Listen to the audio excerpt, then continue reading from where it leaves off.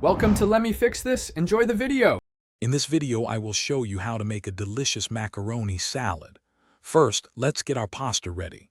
You'll want to cook about 8 ounces of elbow macaroni until it's perfectly al dente, meaning it still has a slight bite. Once cooked, drain it well and give it a quick rinse with cold water. This stops the cooking process and prevents the pasta from sticking together.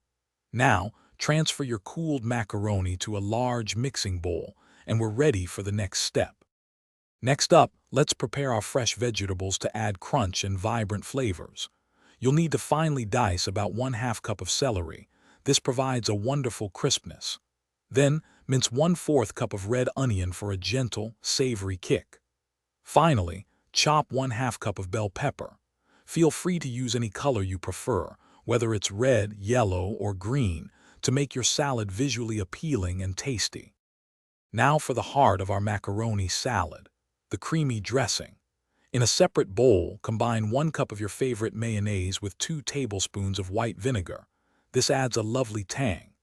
Stir in 1 tablespoon of Dijon mustard for a little zest, and 1 teaspoon of granulated sugar to balance the flavors. Finally, season your dressing with about 1/2 teaspoon of salt and 1/4 teaspoon of black pepper, mixing until everything is smooth and well combined. We're almost there.